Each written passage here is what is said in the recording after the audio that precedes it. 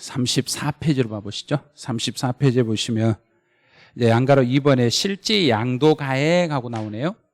그리고 실제 양도 가액이라는 것은 내가 실제로 이 물건을 누군가에게 넘겨주고 받았던 금액을 말해요. 내가 이 물건을 누군가에게 넘겨주고 실제로 내가 얼마를 받았는가 보는 거예요. 그래서 내가 받은 금액 전부를 말하기 때문에 만약에 내가 내야 될 세금을 양수자가 대신 내야 될 걸 내 물건을 가져간 사람이 대신 부담하면 그것도 받은 돈으로 보는가 안 받은 돈으로 보는가요? 받은 돈이죠. 받은 돈이기 때문에 당연히 양도가액에 포함합니다. 그런 거예요.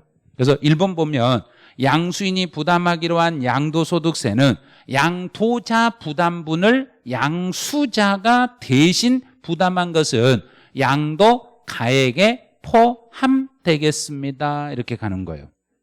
이제 동그라미 2번은 작년에도 시험에 나왔던 지문이네요. 아마 또 나올 수도 있을 거예요. 이제 저가 양도. 자, 저가로 양도했는데 물건을 팔아먹을 때 특수 관계인한테 팔면서 시가보다 더 낮은 금액으로 팔아먹어 버렸네요. 시세보다 낮은 금액으로 양도해가지고 부당하게 세금을 줄이려고 하네. 세금을 부당하게 줄이려고 하면 이런 행위를 정부는 가만히 놔두겠다, 가만히 안 놔두겠다? 가만히 안 놔둬요. 가만히 놔두지 않는다는 이야기는 그 거래를 뭐 해버린다? 부인해버리겠다. 그럼 부인을 하려면 조건이 있어야 돼요. 어떻게 조건이 있나 그러면 시가와 거래가액의 차액이 얼마가 넘어가면 3억 이상 차이가 나면 부인을 해버려요. 또 시가와 거래가액의 차액이 시가의 몇 프로 이상 차이가 나면 5% 이상 차이가 나면은 이렇게 차이가 나면은 이걸 부인해버리고 다시 재계산하는 거예요. 다시 계산할 때 이제 한번 찾아볼게요. 시가 20억짜리를 특수관계인에게 15억에 저가로 양도했으니까 얼마 차이가 났고 5억 차이 나네요.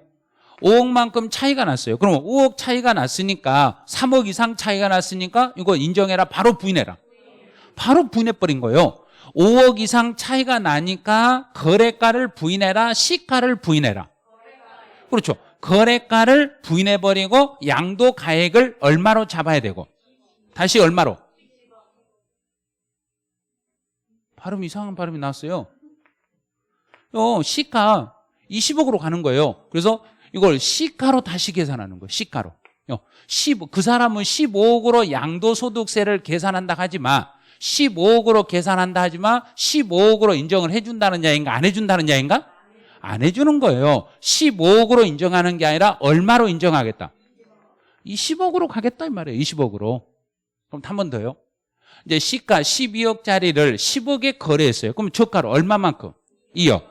2억만큼 저렴하게 양도했더라면 3억은 안 넘었네? 상관없죠 여기는. 그럼 이제 시가 12억에 5%면 얼마? 6천 넘어버렸죠. 넘었으니까 거래가를 부인해버리고 양도가액을 얼마로 잡고 12억으로 다시 이렇게 잡는 거예요. 시가를 양도가로 잡으면 돼요. 또 시가 5억짜리를 4억 5천에 거래해가지고 5천만 원만큼 차이가 나니까 3억은 안 넘었죠. 그럼 다시 시가 5억에 5%면 2,500 넘어버렸죠. 넘었으니까 거래가를 부인해버리고 5억을 거래가 양도가액을 5억으로 다시 계산하는 거예요. 요게 시험 문제로 나오면 풀 줄 알아야 돼요. 분명히 저가로 양도하고 누구하고 저가란 자인가? 그렇죠. 특수관계인과 거래를 통해서 세금을 부당하게 감소시키려고 하면은 이 행위 자체를 부인해버린 거예요. 그럼 부인을 당할 때 그 요건을 정확히 따지셔야 돼요.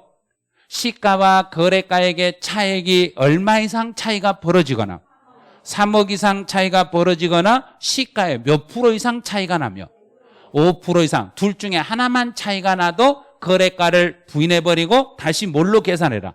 시가로 다시 계산하겠습니다. 요게 작년 시험에서는 시가와 거래가액의 차액이 5억입니다. 5억이라고 했으니까 여기는 5억이라고 했으니까 그대로 거래가를 인정한다 부인해버린다? 부인해버리고 뭘로 계산한다? 시가로 다시 계산합니다. 그게 작년 시험 문제 정답 지문이에요. 이제 이 정도 했으면 이제 오른쪽으로 가보세요. 실지 취득 가액의 포함 여부로 가보죠. 그럼 실지 취득 가격에는 이걸 들어갈 거냐 안 들어갈 거냐 이렇게 물어보는 거예요. 그러면 그 물건을 무엇하기 위해서 지불했냐 안 했냐 이렇게 따지면 된가? 그렇죠. 취득하기 위해서 들어갔냐 안 들어갔냐 이렇게 따지면 돼요. 자, 취득세. 취득세는 취득 가격에 취득할 때 들어갔죠. 등록면허세 들어갔죠. 중개보수 들어가죠. 법무사 비용 들어가죠. 여기서 중개보수는 개인들이 부담한 중개보수는 제외하고 법인은 포함하고 이런 행위 해버리면 안 돼요. 왜냐하면 여기는 양도소득세, 취득세가 아니에요. 양도소득세니까 개인이 부담한 중개보수든 법인이 부담한 중개보수든 무조건 양도소득세에서는 증빙만 있으며 비용 처리가 가능하다, 불가능하다? 가능한 거예요. 전부 다 취득가격에 포함하는 거예요. 근데 재산세나 종합부동산세나 상속세는 요거는 안 돼요. 이건 안 돼요. 재산세나 종합부동산세나 상속세 같은 경우는 취득가격으로 인정을 못 해줘요. 취득에 관한 쟁소, 소송, 취득에 관한 소송을 하면서 소송 비용이 발생이 됐어요. 소송 비용이 발생이 됐는데 무엇과 관련된 소송으로? 취득과 관련된 소송 비용이니까 취득과 관계 있어요. 있으면 들어가는 거죠. 작년에는 요게 나올 거예요 그랬어요. 작년 이맘때 일주일 전에 강의 드리면서 여기가 나올 거예요 그랬어요. 현재가 차린 차금이 나올 거예요 그랬어요. 그런데 저렇게 어려운 게 나올까 막 그렇게 잘 모르는 갸우뚱갸우뚱 하시더라고요. 그런데 시험 보니까 진짜 나와버렸어요. 이게 나와버린 거예요. 그럼 이거 해석을 현재가 차린 차금이라는 게 뭐냐면 지금 돈을 줘야 되는데 지금 돈을 지불하지 못하고 1년 뒤에 돈을 준다고 하면 돈을 받을 사람 입장에서는 1년 동안에 무엇을 더 내놓으라 하겠는가? 그렇죠. 1년치 이자. 1년치 이자를 부담해라. 그러면 1년치 이자를 네가 부담한다고 하면 내가 이렇게 하겠다. 그리고 오케이 하니까 계상했다는 뭔가요? 장부상에? 기록했다 이 말이에요.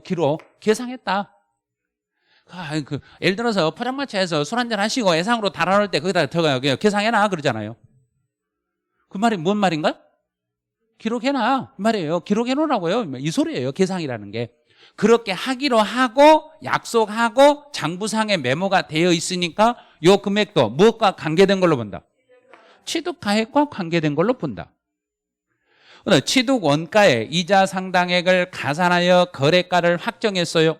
그럼 원가에다가 이자를 더해가지고 거래가를 확정했으니까 당연히 이자는 거래가에 들어있다 안 들어있다?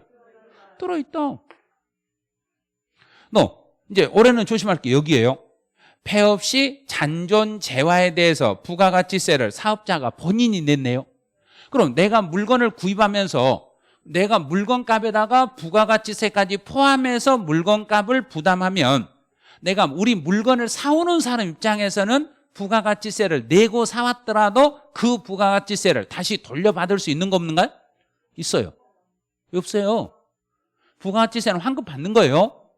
매입한 사람 환급 받고 그리고 팔고 나서 그걸 받아서 정부에게 다시 전달하면 돼요. 그런데 폐업 시 잔존 재화에 대해서는 내가 누군가에게 팔고 있는가요? 남아있는가요? 회사가 지금 판매를 안 하고 폐업을 해버렸으니까 남아있는 물건에 대해서는 부가가치세를 다시 뱉어내야 돼요. 왜? 이미 공제받은 거 있으니까. 내가 물건을 사올 때 공제받았으니까 이 물건을 못 팔고 가지고 있는 물건에 대해서는 그 부가가치세를 다시 뱉어내야 돼요. 그럼 이 부가가치세를 내가 잔존 재화에 대해서는 사업자 내가 자체적으로 부담하니까 내가 부담한 부가가치세는 당연히 취득 가격에 들어간 걸로 봐라 안 들어간 걸로 봐라? 들어간 걸로 봐라. 내가 부담했으니까 내가 지금 잔존 재화에 대해서 부가가치세를 내가 부담했으니까 그만큼은 물건 살 때 그만큼을 포함해서 물건값이 10%만큼 더 올라간 금액으로 산 걸로 봐라. 이렇게 해서 가시면 돼요. 올해는 이거 조심하셔야 돼요. 이 부분을요. 폐업 시 잔존 재화. 그럼 예를 들어 볼게요. 자, 제가 이걸 100만 원짜리 물건이에요. 100만 원짜리 물건을 사왔는데 이걸 하나를 못 팔고 지금 가지고 있어요. 그런데 폐업을 하려고 그래. 근데 100만 원짜리면 부가가치세 얼마를 줬겠는가? 10만 원. 10%니까 10만 원. 10만 원 줬겠죠. 그런데 내가 물건을 사올 때 110만 원 주고 사와가지고 다시 정부한테 나 10만 원 돌려줘. 그러니까 알았어. 그리고 정부가 10만 원 돌려줬어. 그럼 물건값 얼마 주고 샀는가? 100만 원. 10만 원 돌려받았으니까.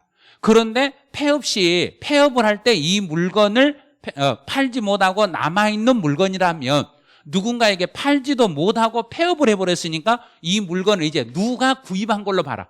내가. 자기가 구입한 걸로 봐서 부가가치세를 내가 부담했죠. 그러면 내가 이 물건을 사올 때 100만 원 주고 사왔는가? 이제 110만 원을 줬는가? 그렇죠. 110만 원. 그래서 부가가치세도 취득가액에 들어간다? 안 들어간다? 당연히 들어가는 거예요. 내가 공제를 못 받았으니까 내가 다시 부가가치세를 뱉어냈기 때문에 그만큼은 취득가액에 들어가겠습니다. 이렇게. 이제 취득가액에 포함되지 않는 걸로 한번 가보죠. 어떤 경우는 포함이 안 돼요. 그랬어요. 그럼 이제 포함이 안 되는 것들은 거래가액의 지급기일의 지연으로 추가로 발생한 이자네요.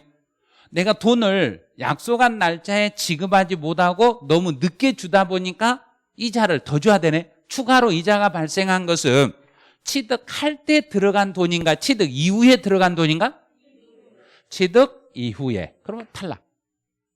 그다음에 요거는 지금 최근에 2년 전에 개정돼서 들어온 건데 그렇게 막 그 중요한 내용은 사실은 아니에요. 지적 재조사를 하면서 지적 공부상의 면적이 증가돼요. 공부상의 면적이 증가되어 징수한 조정금이 있어요. 그러면 내 면적이 늘어나면서 내가 돈을 부담했더라도 이건 취득과 관련된 돈이다, 관련 없는 돈이다.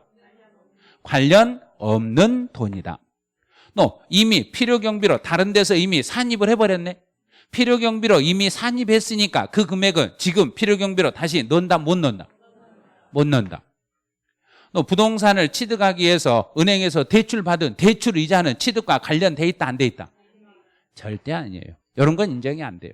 그래서 이제 취득가액에 포함이 안 되는 것 중에서는 이제 주로 나오는 건 여기 이 부분하고 이 부분 두 개예요. 이거 두 개예요. 거래가액의 지급기일의 지연으로 나중에 발생한 이자는 취득가격에 들어가지 않습니다. 또 다른 소득에서 이미 필요경비로 산입된 것도 취득가격으로 말할 수, 필요경비로 인정을 받을 수 없습니다. 이렇게 해석하시면 돼요. 이제 고가취득. 여기는 이제 고가네요. 앞에서 양도는 양도할 때는 앞에를 뭐라고 썼던가? 저가. 취득은 고가. 똑같아요. 고가로 취득해서 누구하고? 특수관계인과 거래를 통해서 세금을 부당하게 감소시킬 목적이면 시가와 거래가액의 차액이 얼마 이상 차이가 벌어지고 3억 이상 차이가 나거나 시가의 몇 프로 이상이며 5% 이상이면 시가를 부인해라, 시가를 처리해라. 시가로 거래가를 부인해버리고 시가로 다시 계산해라. 한번 보죠. 시가가 12억짜리를 15억에 취득했어요. 얼마를 더 주고 샀는가? 3억을 더 주고 샀으니까 3억 이상 됐다, 안 됐다? 됐다. 됐으니까 거래가를 부인해버리고 시가인 12억으로 계산하겠습니다. 너 시가가 8억짜리를 10억에 거래했으면 2억만큼 차이가 났어요. 2억 차이가 났으니까 3억은 차이가 안 났더라도 시가 8억에 5% 4천 넘어버렸죠. 넘었으니까 거래가를 부인해버리고 시가로 다시 계산합니다. 시가 3억짜리를 3억 2천에서 2천만 원 차이가 났어요. 그러면 3억은 넘지 않았지만 시가 3억에 5% 1,500 넘어버렸죠. 넘었으니까 거래가를 부인해버리고 시가인 3억으로 다시 계산하겠습니다. 어려운 거 하나도 아니에요. 어려운 게 아닌데 처음부터 뭘 생각하냐면 저거 어려울 것 같아. 저거 어려울 것 같아. 아니 우리 지금 여기서 일주일 남았죠. 이제 딱 일주일 남았어요. 일주일 남았으니까 지금 작년 11월 달부터 공부하신 분들은 기간이 엄청 길었는가요? 지금 다 버렸는가? 다 버렸죠. 엄청 길 거라고 생각했어요. 시간이 엄청 있을 거라고 생각했는데 벌써 일주일밖에 안 남았는 거예요. 그러니까 처음에 시작하신 분들은 시간이 많다고 생각해서는 절대 안 됐었다는 이야기예요. 그런데 느긋하게 생각해. 7, 8월 돼. 여름에 가면 돼. 여름에 하면 돼. 7월, 8월에 하면 돼. 이렇게 하다가 갑자기 낭패를 보는 거예요, 이제. 예? 그래서 꾸준하게 하신 분들은 이런 게 나오면 에이, 뭐 이거 별것도 아니네 그래요. 별것도 아닌데 뭘 그거 두려워해 그래요. 예. 근데 이걸 이제 처음 접하신 분들은 뭐 이거 뭐야 이런 거? 이게 시험에 나오면 어떻게 해? 진짜 시험에 나와버리거든. 나오고 정답으로 나와버리거든, 막 이게. 그래서 올해도 아마 이게 나올 확률이 있어요. 올해는 이 숫자로 나올 수 있으니까 숫자를 지금 써드린 거예요. 숫자를 써가지고 자꾸 분석을 지금 해드린 거예요. 이제 양도 직접 비용으로 가보죠. 양도 비용에는 이제 어떤 게 있는가 보냐면 거기 보면 자본적 지출이라고 있을 거예요. 자본적 지출이다 그러면 영어는 해석 안 해도 돼요.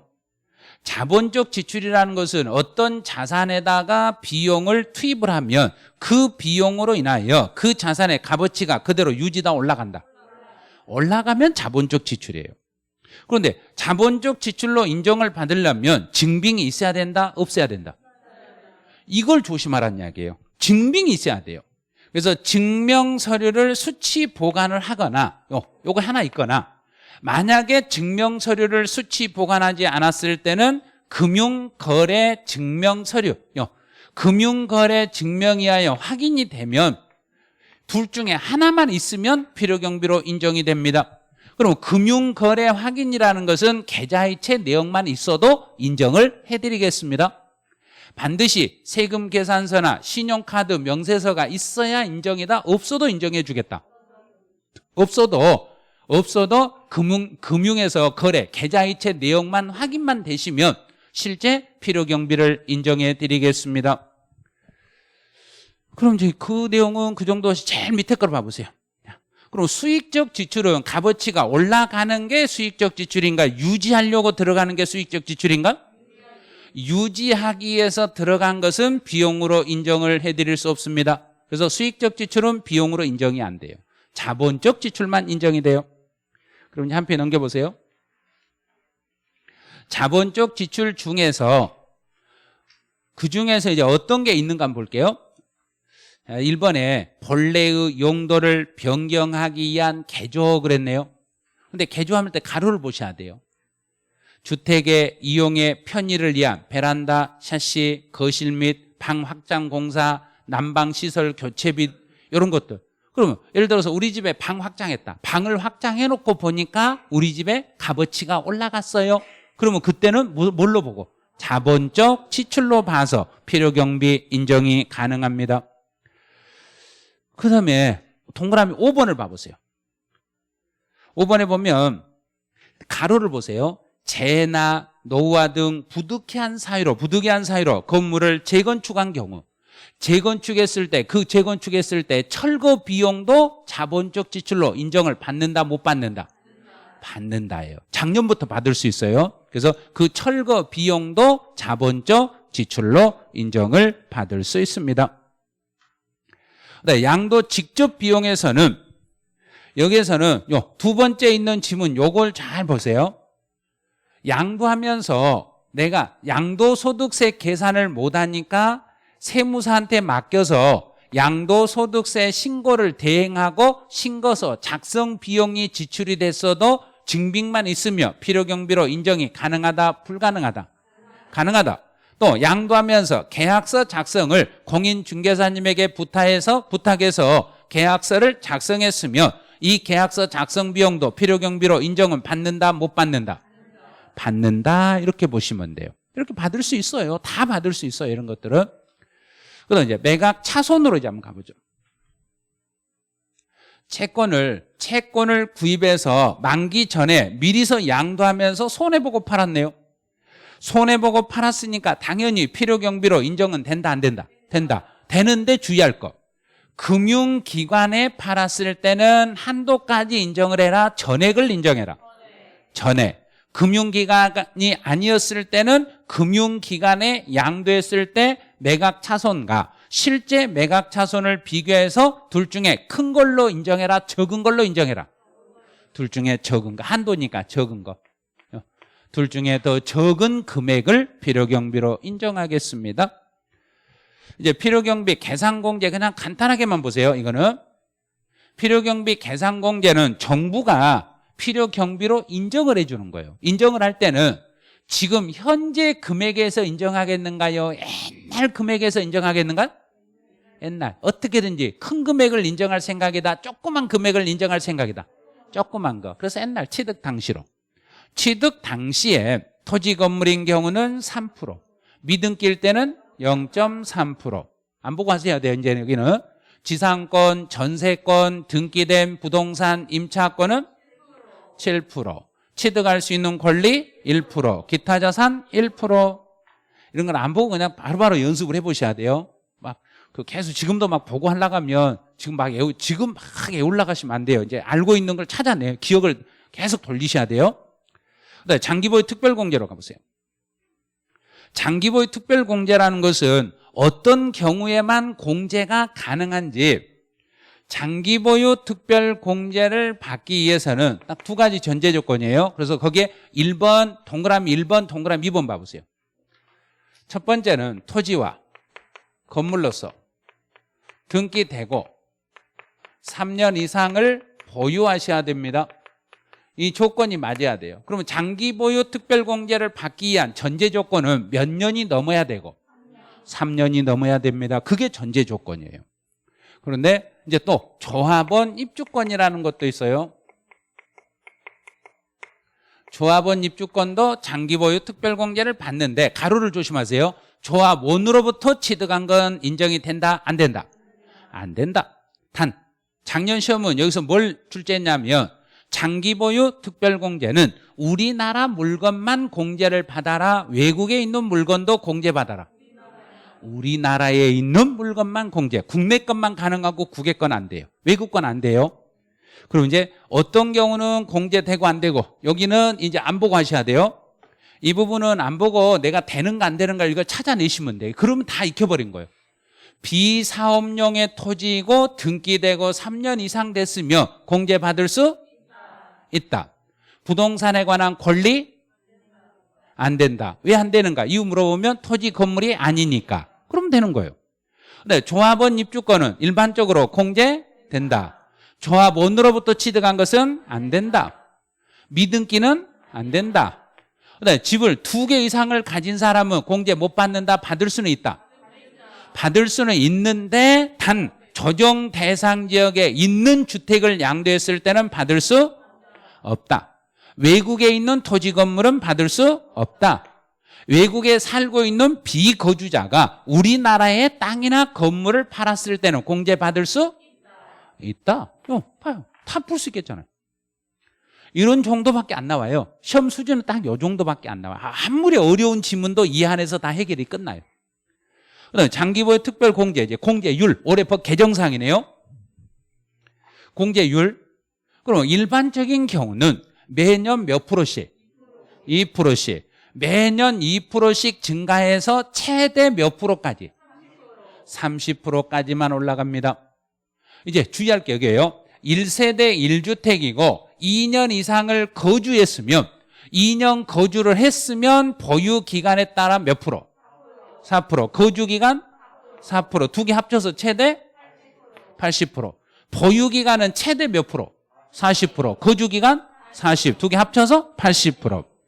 만약에 1세대 1주택자지만 2년 거주 요건을 충족하지 못했을 때는 공제를 못 받는다. 받을 수는 있다. 근데 몇 프로로? 그렇죠. 2%가 최대 30%. 이렇게 정하는 거예요. 이 내용이 여기만 보면 돼요. 이쪽만요. 2년 이상을 거주했으면, 2년을 거주했으면 보유 기간에 따른 4%, 거주 기간에 따른 4%, 이 두 개를 더해서 최대 80%까지.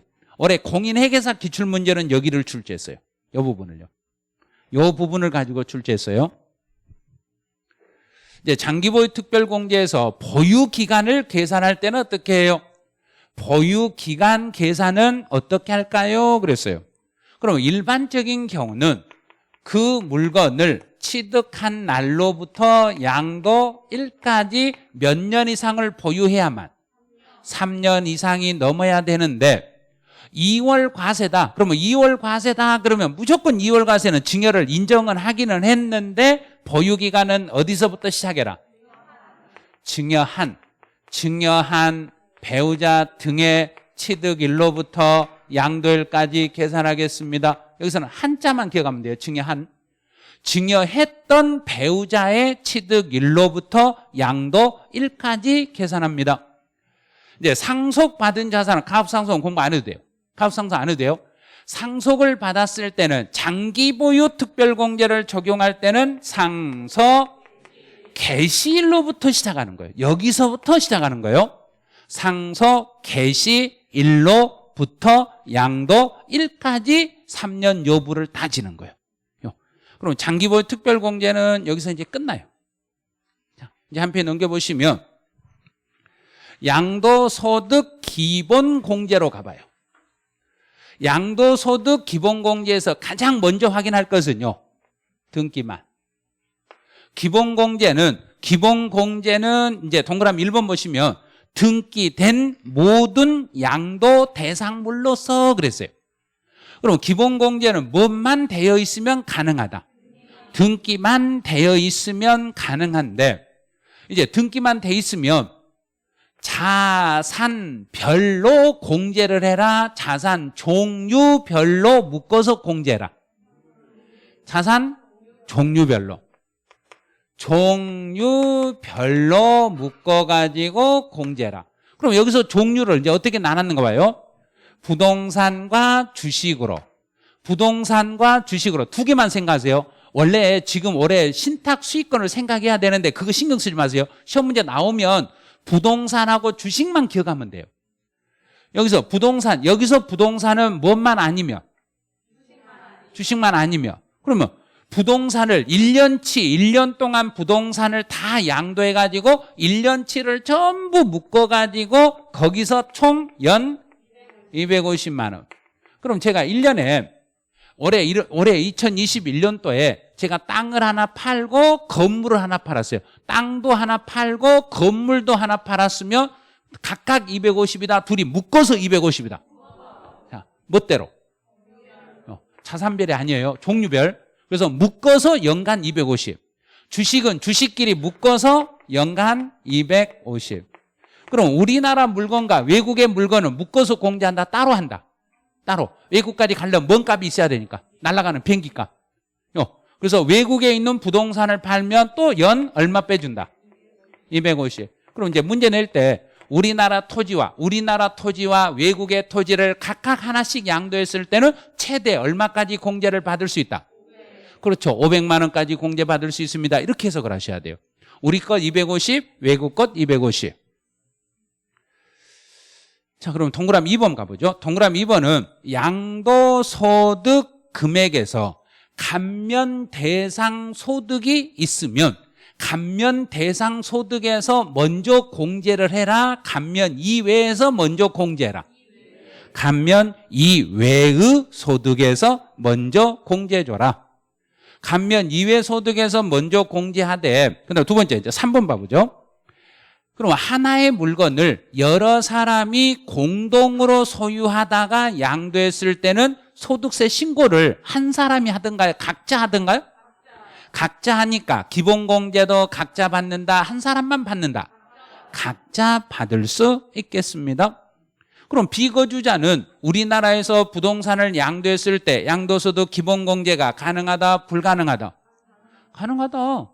가능한 거예요. 비거주자도 가능해요.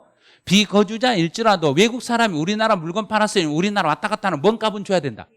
비행기값 줘야죠. 똑같아요. 그럼 우리나라 사람이 외국 갈 때 비행기값하고 외국 사람이 우리나라 올 때 비행기값이 서로 가격이 다른가요? 똑같은가요? 가격 똑같으니까 비거주자일지라도 거주자하고 동일하게 공제를 받는다? 차이가 있게 공제받는다? 그렇죠. 그렇게 생각하면 돼요. 비행기값 어차피 똑같으니까 둘이 똑같겠지? 그러면 돼요. 그래서 거주자든 비거주자든 기본공제는 동일하게 250 공제를 받을 수 있습니다.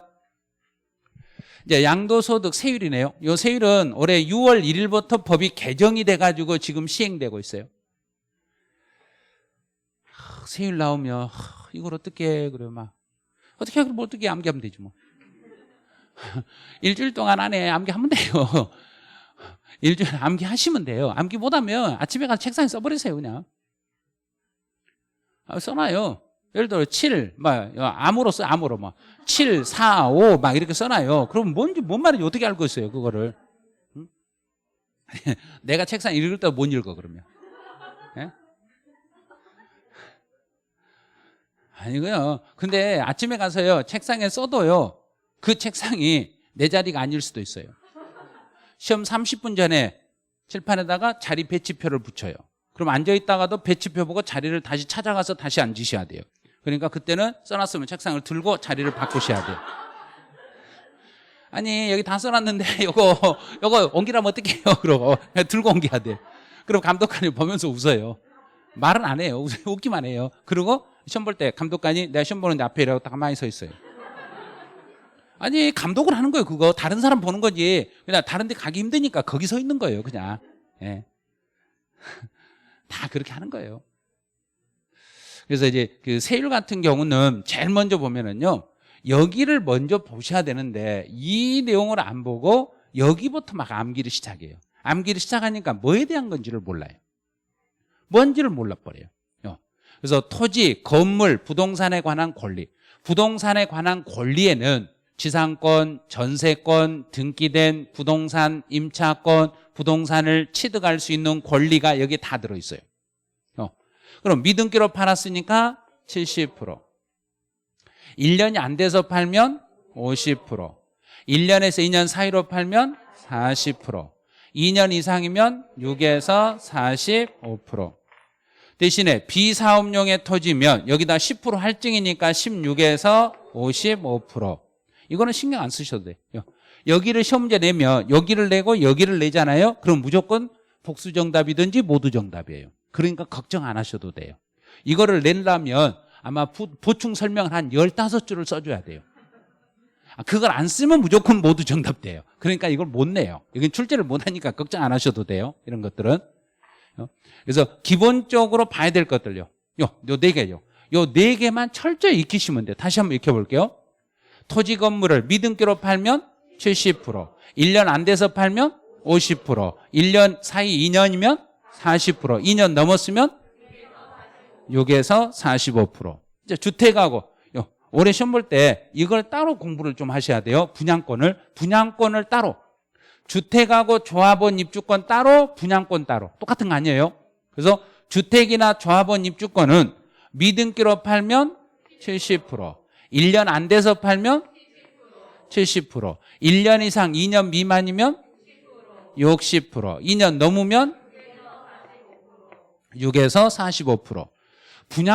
분양권인 경우에는 1년이 안 되면 70%, 1년에서 2년 사이면 60%, 2년 넘어도 60%. 암기 진짜 잘하시네요. 지금 동영상 보고 계신 분이 부러워하실 거예요. 아니, 어느 학원인데 이렇게 잘하냐고. 그럼 여기는 김포중앙학원입니다. 또 그런데. 예? 계속 지금 시간마다 하라고 그래가지고 또 하고 있는 중이에요. 참, 그게 33회 수강생 모집하려면 이 방법을 써야 돼요. 안 그러면 안 돼요. 안 그러면. 예? 그래서 전국에 있는 분들이 어느 분이라도 이제 중개사 공부를 하고 싶다. 그러면 우리는 김포중앙으로. 예, 이렇게. 그렇게 동영상도 여기서 들으시면 돼요. 근데 이거를 메가랜드 본사 우리 담당자가 들으시면 큰일 날 거예요. 예? 예? 저 잘못하면 쫓겨나는 수가 있어요. 예? 이제 번갈아서 한번 기타 자산으로 가보죠. 기타 자산은 보유기간과 무관하게 기본세율입니다. 이 말은 보유예요. 기타 자산 같은 경우는 보유기간 1년이 넘었냐 안 넘었냐 따지지 말고 기타 자산은 무조건 6에서 45%. 그러면 그 기타 자산 속에 뭐가 들어있냐면 골프 회원권이 들어있어요. 골프 회원권을 내가 오늘 사가지고 일주일 만에 팔아도 세율은 6에서 45%. 보유기간 묻지 말고 기타 자산은 초과 누진세율입니다. 이제 상속받은 자산의 보유기간은 이제 한번 연습 한번 해보죠. 요거 연습 좀 한번 해보셔야 돼요. 자, 상속을 받았을 때 세율 적용과 장기보유 특별공제. 그럼 장기보유 특별공제를 먼저 볼게요. 일반적인 경우는 상속, 개시일로부터 여기서부터 양도일까지 3년 넘어야 돼요. 근데 세율을 적용할 때 상속받은 물건이라면 세율을 적용할 때는 예외적으로 피상속인, 사망자요, 피상속인이 취득한 날 여기서부터 양도일까지 보유기간이 계산되는 거예요. 그래서 시험 볼 때 여기를 많이 물어봐요. 자, 세율 적용. 상속을 받았을 때 세율은 상속 개시일로부터 계산하는 게 아니라 사망자인 피상속인이 취득한 날로부터 양도일까지 계산합니다. 2월 과세는 똑같아요. 세율을 적용하든 장기보유 특별공제를 적용하든 2월 과세는 무조건 증여한 배우자의 취득일로부터 양도일까지로 가겠습니다. 이제 미등기로 가보죠. 미등기 자산. 미등기로 팔았을 때 지금부터는 이쪽부터는 단독 문제가 아닌 지문 한 줄씩이라고 생각하고 연습을 하셔야 돼. 이제 지문 한 줄. 미등기로 팔면 일단 비과세는 받는다 못 받는다? 못 받는다. 감면 못 받는다. 안 돼요. 필요경비 받을 수 있다. 필요경비는 돼요. 미등기일지라도 공제되는 걸 찾아라 그러면 필요경비는 받을 수 있어요 이러면 돼요. 또 미등기로 팔면 장기보유 특별공제는 안 된다. 기본공제 안 된다. 세율은 70%다. 이게 미등기 규제예요. 자, 미등기 규제는 이 정도예요. 그러면 미등기일지라도 공제가 가능한 것은 필요경비는 공제가 가능하겠습니다. 자, 한 페이지 넘기시면 이제 등기 의제가 나올 거예요. 이제 등기 의제라는 것은 미등기로 팔아도 미등기로 해석해라, 등기로 해석해라. 등기로 해석하는 거예요. 왜 등기로 해석해요? 그러면 지금 내가 등기하고 싶어도 내 의지로는 등기가 가능하다, 불가능하다? 불가능한 거예요. 그래서 계약 조건에 의해서 등기가 불가능한 것은 내가 계약을 할 때 계약 조건에 의해서 등기가 불가능한 것은 장기 할부 조건으로 취득해가지고, 그럼 장기 할부니까 지금 돈을 다 주고 이 말인가요? 나눠서 주고 이런 뜻인가요? 나눠서 주고 거래할 때 지금 잔금이 완불되기 전까지는 등기가 가능하다, 불가능하다? 불가능하니까. 그런데 잔금이 완불이 안 돼도 이 물건은 내 것이라고 말할 수는 있다, 없다? 있다. 셋 중에 빠른 날이니까 내 것이라고 말할 수 있고 내 것이니까 내 마음대로 팔아먹을 수 있는 거 없는가요? 있어요. 팔아먹을 수 있는데 계약 조건에 의해서 등기를 못하게 막았으니까 미등기로 팔며 미등기로 해석해라, 등기로 인정해줘라. 그렇죠. 이것만 아니었더라면 등기할 수 있었는데 계약 조건 때문에 등기를 못했으니까 미등기로 팔아도 등기로 인정해드리겠습니다. 근데 주의할 것은 앞에 단기였던가요? 장기였던가요? 잘 보시라고 그랬어요. 이거 여기를 바꿔치게 버리니까 장기 할부 조건일 때만 요 경우에 해당합니다. 두 번째는 법률 규정이나 법원의 결정에 의해서. 그러면 법률 규정이나 법원의 결정이란 이야기는 누가 등기를 못하게 막았으니까? 국가가 등기를 못하게 막았으니까 미등기로 팔면 미등기로 팔아, 등기로 인정해라. 등기로 인정해라. 자, 세 번째요. 시험 문제는 주로 여기하고 여기가 나오는데 혹시 3번을 내버리면 이렇게 생각하시면 돼요. 자, 이제 혹시 이제 시골 집을 한번 예를 들어 볼게요. 시골에 있는 집이 옛날에 집을 신축해서 지금 허가를 안 받아요. 무허가 건물이에요. 무허가 주택들이 많은데 무허가 주택일지라도 비과세 요건에만 해당이 되면 미등기로 봐라, 등기로 인정해라. 자, 등기로 인정. 자, 볼게요. 비과세 대상인 1세대 1주택이니까 비과세 요건을 충족한 상태에서 건축 허가를 받지 않아 무허가인 미등기 상태로 되어 있어도 이 집을 양도할 때는 지금 1세대 1주택 비과세 요건을 충족했으니까 무허가 주택일지라도 미등기로 봐서 비과세 혜택을 못 받는다, 등기로 인정을 받아서 비과세 혜택을 받을 수 있다. 등기로 인정을 받으니까 비과세를 받을 수 있다, 이렇게 가는 거예요. 그다음에 4번은 이제 사업이 도시개발 사업이 종료되지 않아. 이 사업이 아직 종료되지 않았기 때문에 등기를 하고 싶어도 등기가 가능하다, 불가능하다. 등기가 불가능하죠. 그리고 등기가 불가능하니까 미등기로 팔았을 때는 미등기로 팔아, 등기로 인정해라. 등기로 인정해라. 근데 환지처분 공고가 나기 전에 환지처분 공고가 나기 전이니까 등기하고 싶어도 등기가 가능하다, 불가능하다.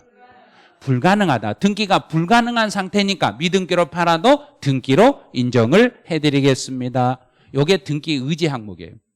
그럼 양도 차손으로 가봐야지. 양도 차손은 그랬네요.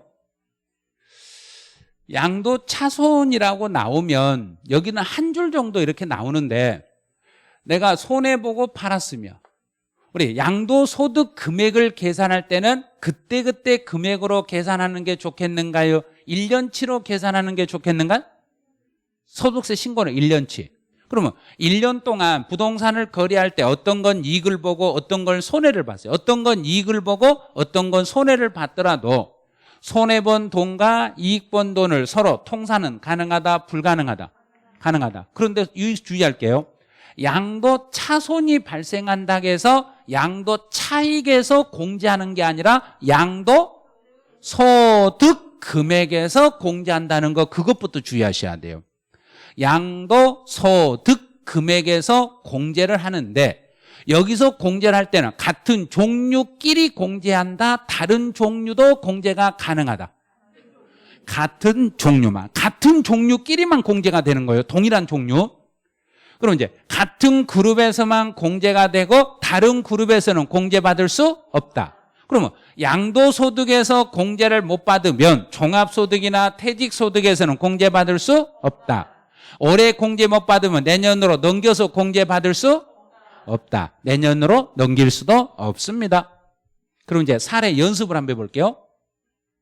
거기 아마 사례가 있을 거예요. 자, 사례 1번. 토지의 양도로 발생한 양도, 토지하고 지상권은 같은 종류의 소득이다, 다른 종류의 소득이다. 같은 종류니까 공제될 수 있다가 되는 거예요. 자, 두 번째요. 부동산에 관한 권리. 동그라미 2번이 작년 기출문제네요. 부동산에 관한 권리와 토지는 같은 종류다, 다른 종류다. 같은 종류니까 공제할 수 있다. 주택과 골프 이용권은 같은 종류다, 다른 종류다. 같은 종류, 주식이 아니니까 같은 종류예요. 같은 종류니까 공제할 수 있다. 이렇게 해서 가시면 돼요. 그래서 주로 나오는 게 그 예제에서 1번과 2번 사례를 가지고 많이 출제를 해요. 동그라미 1번, 동그라미 2번 이런 사례를 가지고. 그래서 양도 차손이 발생하면 양도 소득 금액, 소득 금액에서 통산할 수 있다. 이렇게 가는 거예요. 자, 2월 과세로 가보죠. 작년에 이쪽에서는 2월 과세에서는 시험에서 두 줄 출제했어요. 두 줄이 나왔는데 그 두 줄이 전부 다 어디를 냈냐면 여기요. 증여세 이걸 냈어요. 작년에는 증여세를 부담했을 때 증여세 처리를 어떻게 하냐 이걸 냈어요. 그러면 올해는 납세 의무자 아니면 취득 가격 여기를 물어보게 돼 있어요. 둘 중에 하나를. 그래서 올해는 납세 의무자 쪽에서 앞에서 설명을 해드리는 게 바로 이거였어요. 2월 과세라고 나오고 배우자나 직계 존비속이 나오면 배우자나 직계 존비속이 나오면 무조건 증여를 인정해라, 증여를 부인해라. 무조건 인정. 인정을 해버려야 돼요. 배우자나 직계 존비속은 인정해라. 인정하니까 여기서 갑하고 을하고 병 중에 갑이 병에게 판 걸로 봐라, 을이 병에게 판 걸로 봐라. 을이 병에게 양도한 걸로 보고 납세 의무자는 갑이 된다, 을이 된다. 을이 되니까 수증차 또는 증여받은 배우자 해결했죠. 자, 두 번째. 그럼 갑은 을하고 연대 책임은 있다, 없다? 없다. 왜? 증여를 인정했으니까 납세 연대 책임 없다. 취득 가격은 증여받고 나서 5년 안에 팔면서 5년 안에 팔게 되면은 취득 가격은 증여받은 사람의 가격으로 잡아라, 증여한 사람의 가격으로 잡아라. 증여했던 배우자의 취득 당시 가격으로 갑니다. 또 증여세는 증여를 인정했으니까 을이 증여세를 낸다, 안 낸다? 인정했으니까 낸다. 됐죠? 내고 나서 그 증여세를 필요 경비에 산입을 합니다. 보유기간 2월 과세에서 앞에서 보유기간 정리했죠. 2월 과세에서 보유기간은 무조건 증여한 배우자의 취득일로부터 양도일까지 계산하겠습니다. 그래요. 그래서 요 내용을 가지고 시험 문제 낼 때 작년에 여기를 냈어요. 증여세 처리를 어떻게 하는가. 자, 그럼 이제 우의 양도 부인이요. 우의 양도 부인은 증여를 해가지고 여기는 특수관계인이에요. 특수관계인에게 증여 후 5년 안에 양도하면서 부정한 행위가 있으면은 그 증여를 인정한다, 부인해버린다. 부인해버리니까 누가 누구에게 팔았다고 본다. 갑이 병에게 직접 양도한 걸로 보기 때문에 납세 의무자는 누가 되고? 갑이니까 증여차. 그러면 을이라는 사람은 부정한 행위를 갑하고 함께 했으니까 연대 납세 뭐 없다? 있다. 연대 책임 있습니다. 취득 가액은 당연히 누구의 가격으로 가고? 증여차. 증여한 특수관계. 증여자 똑같은 말이에요. 그럼 증여세는 지금 을이 증여를 받아서 5년 안에 팔면서 증여를 인정했다, 부인했다. 증여를 부인해버렸으니까 증여세는 을이 내기는 냈어도 그 증여세는 잘못된 증여니까 정부가 증여세는 환급 처리하겠습니다. 보유기간은 누구부터? 증여한 특수관계자 또는 증여자의 취득일로부터 계산하겠습니다. 이게 1년 동안 하면서 이제 어려울 거라고 생각했는데 뭔만 생각하면 이 중간에 수증자가 받은 사람이 배우자나 직계 존비속이면 증여, 인정. 특수관계인이면 부인. 이것만 가지고 인정, 부인만 가지고 풀면 싹 풀려요. 그렇게 좀 정리해 주시면 돼요. 이제 납세 절차로 가보죠. 이제 다 왔어요. 이제 없어요. 이제 더 이상 43페이지까지만 하면 딱 끝나요. 올 때까지 왔어요. 이제 시험 보러 가는 시간만 남았네요. 예? 이제 납세지 한번 먼저 볼게요. 납세지는 먼저 지방세 납세지와 국세의 납세지로 나눠서 지방세 납세지는 물건, 소재, 지를 납세지로 하는 거고 국세들은 그 사람의 주소, 지를 납세지로 합니다. 그래서 거주자다 그러면 주소지가 있으면 주소지로, 없으면 거소지로. 비거주자다 그러면 우리나라 사업장이 있으면 국내 사업장 소재지로, 없으면 소득이 발생한 장소, 그래도 없으면 그 물건의 소재지 이렇게 잡으시면 돼요. 이제 예정신고로 가봐요. 예정신고는 이제 작년 시험은 여기에서는 부담부 증여 여기를 출제했어요. 예정신고는 원칙은 양도일이 속하는 달의 말이에요. 놓치면 안 돼요. 양도일로부터 2개월이에요. 그럼 그건 오답이에요. 틀렸어요. 양도일로부터 판단하는 것이 아니라 양도일이 속하는 달의 말일부터 2개월 이내예요. 허가구역 안에 있는 토지를 양도했다. 그러면 돈을 먼저 주고 나중에 허가가 떨어졌을 때는 허가가 기준이 되는가요? 돈 준 게 기준이 되는가? 허가일이 속하는 달의 말일부터 2개월입니다. 그런데 앞에서 배울 때 토지거래 허가구역 안에 있는 토지를 양도했을 때 양도 시기는 언제예요? 그러면 양도 시기는 언제로 잡았다? 대금을 청산한 날. 양도 시기는 대금을 청산한 날, 세금 신고하는 예정 신고는 허가일이 속하는 달의 말일부터 2개월 이내입니다. 이제 부담부 증여네요. 부담부 증여에서 채무를 인수했다. 상대방의 채무를 인수하면 그만큼은 양도예요. 채무 인수는 양도, 인수 이외는 증여.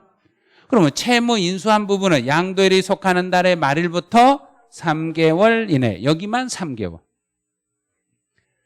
근데 주식은 거래가 너무나 빈번하다 보니까 주식에 대해서는 주식은 6개월치를 하나로 묶어요. 6개월을 우리는 분기라 한다, 반기라 한다. 반기. 그래서 반기의 말일부터 2개월 이내에 주식에 대해서는 예정신고를 하면 돼요. 여기서 중요한 게 이제 몇 가지 있어요. 그럼 예정 신고를 하고 돈도 냈어요. 예정 신고도 하고 돈도 냈으니까 세액공제 10% 빼준다, 안 빼준다? 그런 거 없어요. 예정 신고는 양도 차익이 없거나 양도 차손이 발생하면 세금 신고 안 해야 된다, 해야 된다? 그래도 하셔야 됩니다. 예정 신고를 불이행했을 때는 가산세 안 나온다, 나온다? 나온다. 만약에 예정 신고분에 대한 가산세가 이미 부과됐으면 나중에 그 부분에 대해서는 확정 신고 때 가산세가 다시 부과된다, 안 된다? 안 된다. 또 예정 신고 때는 납부할 세금이 1,000만 원이 넘으면 분할 납부 못한다, 할 수 있다? 할 수 있다. 그러면 끝났어요. 그럼 그게 예정 신고 전부예요. 이게요. 이제 확정 신고로 가봐요.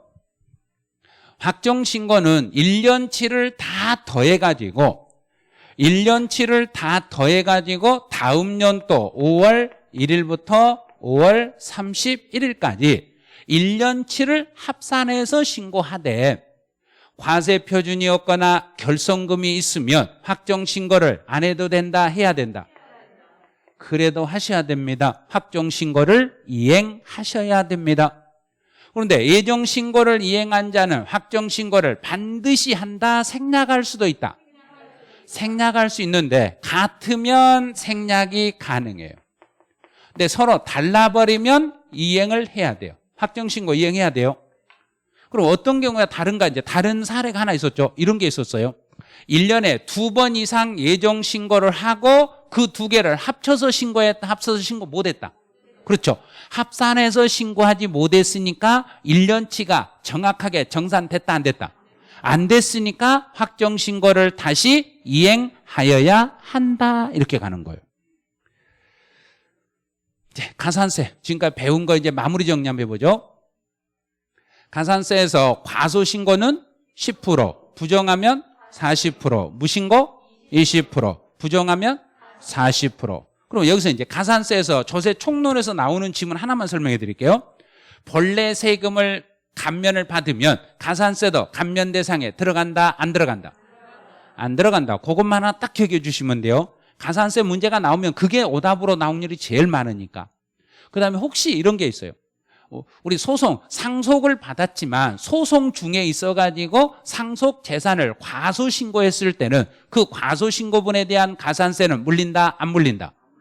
안 물린다고 그랬어요. 그런 게 있어요. 상속을 받았지만 아직 소송 중에 있어가지고 내 상속 재산인지 아닌지 모르는 상태에서 과소신고했다고 해서 가산세를 따로 물리거나 그렇지는 않습니다. 그래요. 이제 분할납부로 가면 이제 분할납부 마지막 마무리하네요. 재산세에서는 250만 원 초과 2개월 이내, 종합부동산세 250만 원 초과 6개월 이내, 양도소득세 1,000만 원 초과 2개월 이내. 여기서 주의할 게 이때 납부할 세금은 예정, 확정 둘 다 확정만이다. 둘 다.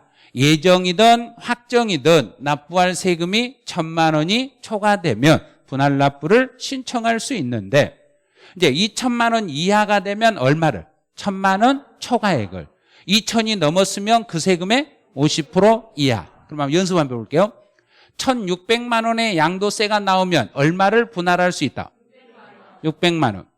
2,400만 원의 양도소득세가 나오면 1,200만 원까지는 가능합니다. 자, 이제 마지막 단원 들어가네요. 그럼 이제 연습 한번 해놓네요. 1,800만 원이면 얼마까지? 800. 3,600이면 1,800. 여기는 반절. 2,000 넘었으니까 반절, 안 넘었으니까 1,000만 원 뺀 나머지. 이렇게 생각하시면 돼요. 이제 국외자산이요. 43페이지네요, 이제. 더 이상 넘겨도 없어요. 없다니까요. 가고 싶어도 없어요, 이제. 여기서 끝이요, 끝. 자, 이제 국내 자산과 국외 자산을 비교해 봐요.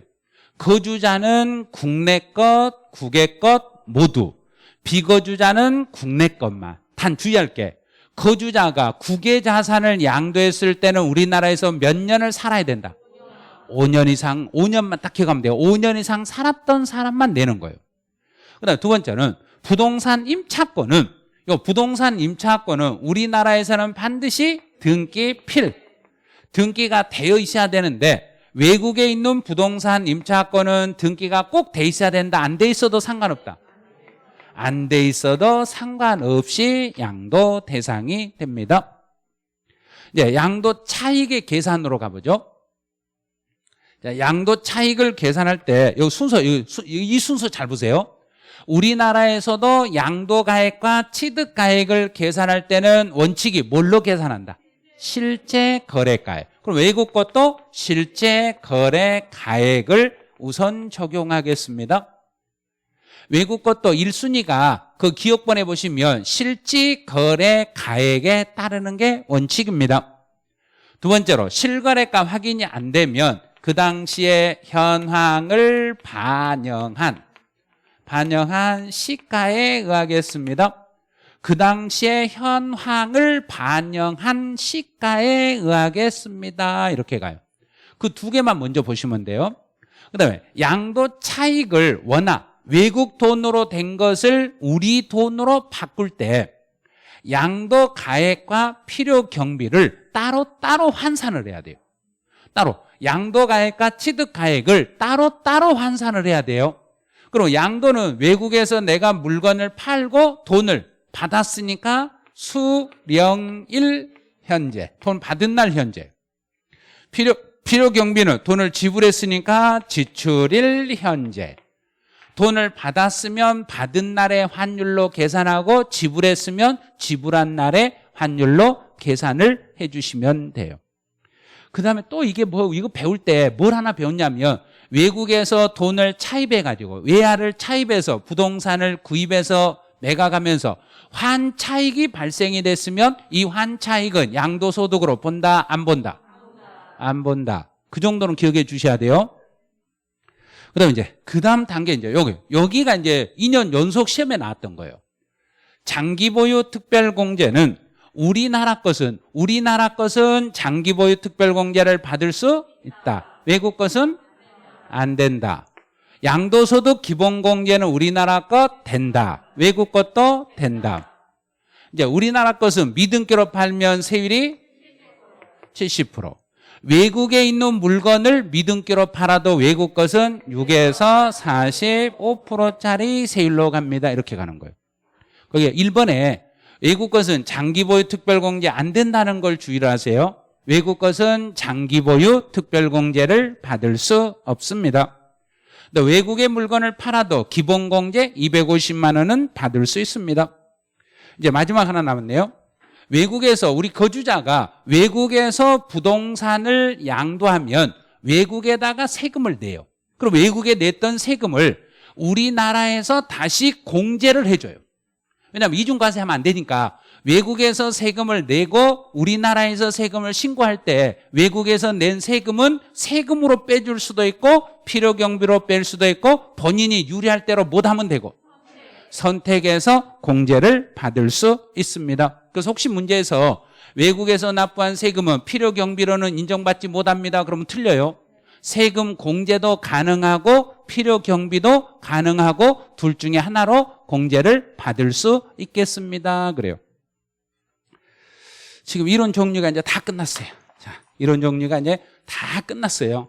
이렇게 끝나고 이제 혹시 이제 내일 오후 2시부터 시간이 되신 분들이 있으면 유튜브 쪽으로 들어오면 여기로 들어오시면 돼요. 내일은.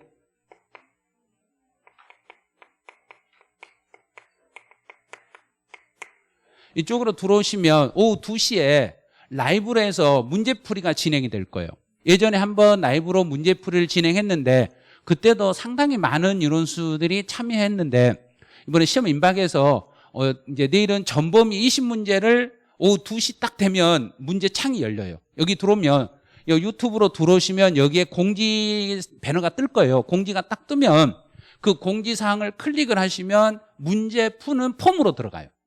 문제 폼으로 바로 들어오니까 인터넷으로 문제를 모바일로 풀 수도 있고 인터넷으로 풀 수도 있고 종이로 출력해서 풀 수도 있는데 출력은 조금 느리실 거예요. 왜냐하면 문제가 시험 1분 전에 문제를 첨부 파일로 올릴 거예요. 그러니까 그러고 나서 그냥 문제는 시험지를 출력해서 풀려면 이미 늦어버려요. 그래서 모바일로 문제를 보거나 컴퓨터상으로 문제를 보시면서 문제 정답을 클릭을 해가지고 끝에 가서 이제 접수를 누르시면 그러면 저한테 이제 메일이 들어와요. 그 답을 체크했던 게 메일이 들어오면 제가 그 메일을 분석을 해가지고 5분 정도 걸려요. 엑셀로 분석해가지고 성적 처리가 돼요. 그리고 어떤 문제를 어떻게 맞췄고 어떤 지문을 틀렸는가를 다 분석해가지고 바로 한 1시간 정도 그걸 해설 강의를 쭉 해주고 문제 마무리 정리가 끝날 거예요. 이런 식으로. 그래서 내일 오후 2시부터 시작을 정시에 딱 시작을 하니까 정시에 그 문제풀이 참여하실 분들은 그쪽으로 들어오시면 돼요. 그리고 아마 내일 그 밴드 창에 제가 이제 제 개인 네이버 밴드가 있으니까 제 이름 치면 나올 거예요. 밴드 창에 아마 2시쯤 되면은 2시 전에 아마 그게 공지가 나갈 거예요. 나가면 거기서 눌러셔도 유튜브 창으로 들어오기는 할 거예요. 그러면 그때 여기 들어오셔도 할 일이 하나 있죠. 예?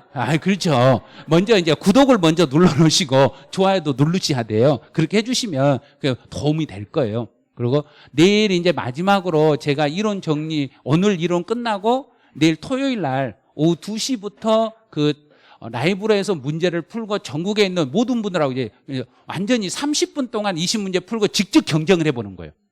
문제 아예 공개 안 된 상태에서 딱 2시 되는 순간 문제가 창이 딱 열려요. 거기 누르기만 하면 문제 창이 딱 떠요. 뜨고 30분 되면 자동으로 닫혀버려요. 30분 됐는데 답안을 제출을 못했다. 그러면 답안 미제출이에요. 그래서 본 시험장에 가서 긴장을 하면서 그렇게 문제를 풀으셔야 돼요. 딱 30분 안에 문제를 못 풀면 끝이에요. 그래서 30분 안에 문제 풀고 10분 뒤에 문제 해설 강의까지 시작을 해가지고 해설 강의도 진행을 한 1시간 정도 진행이 될 거예요. 근데 그건 그 유튜브 들으신 분들하고 제가 소통을 하면서 혹시 문제 하나하나 해석이 안 되면 거기다 질문을 올리면 질문 보면서 제가 답해 주면서 해설을 다 해드릴 거예요. 마지막 시험 보러 가기 전에 모르는 게 있으면 안 되거든요. 예. 그래서 그 정도 이제 마지막으로 서비스 해드리니까 혹시라도 20문제를 풀었는데 혹시 다 맞춰가지고 성적 우수자가 된다. 그러면 사은품이 있어요. 진짜 있다니까요? 사은품 있어요. 그래서 이번에는 그 댓글